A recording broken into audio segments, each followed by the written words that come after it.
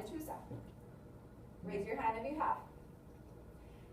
Always very few people. Okay, 1, 2, 3. Who else? Anybody else? Okay, over here 4. That's fine. I'm going to tell you my version. The way I heard it, or rather, let me tell you the way I rehashed it. Because I heard it told in another way. Okay? And then, of course, today I'm going to add something different. Okay, perhaps. And as you know, in storytelling, I don't know if you've ever been exposed to storytelling, but sometimes we just end up telling a story and we change it up or we add to it. Kind of like when rumors spread. Yes? It's about the same thing. Okay, so this story is told in Mexico and South Texas. Guess what? We're in South Texas. So the fact that only 4 of you have heard it worries me a little bit. Okay? Now, the legend of Lechuza goes like this. The way I heard it is, so there's this woman who had a son, and her son was killed by a drunk driver. Okay? And she says, guess what? I'm going to go and visit the devil. She sells her soul to the devil, but she always wants something in return. Right? Isn't that how it is? The devil always wants something in return? Yes or no? Okay? Why do you think she sold her soul to the devil? Anyone? Wild guess? Revenge, perhaps? Why revenge? Well, we'll see. She said, you know what? I want to avenge my son's death. Because I hate all the drugs. I can't stand them. And I want them dead, or I want to hurt them, just like they hurt my son. The minute that this lady known as Lechuza sells her soul to the devil, she immediately turns shriveled, white-haired lady. And she has the power to turn into an owl. Okay? La Lechuza. Some people call it the witch owl. I don't know if you've seen it, but it's very famous. Okay?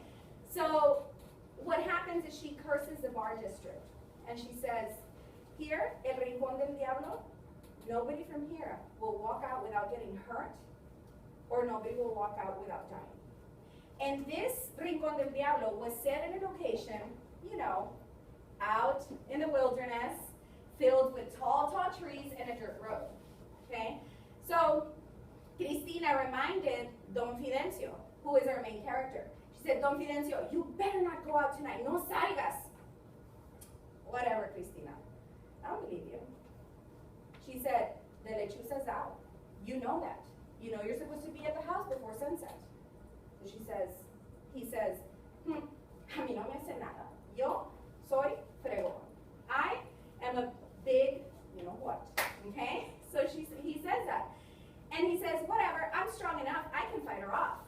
Okay, Cristina said, I warned you. So he leaves and he's like, whatever, Lechuza.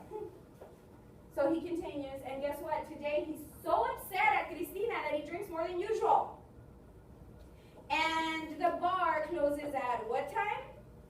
We should know this. I know, I forget you're in high school, you don't know this.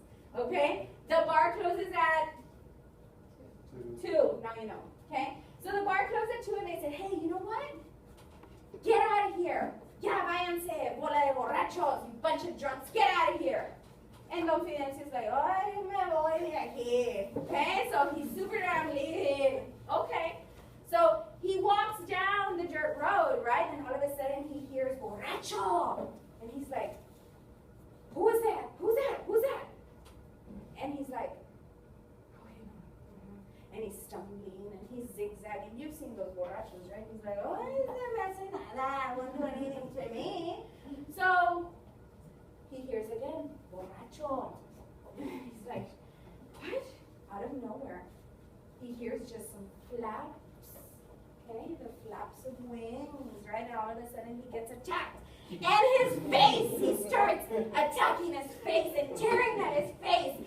And he eventually takes out one eye and she keeps attacking, borracho, borracho, you're a drunk, I hate you.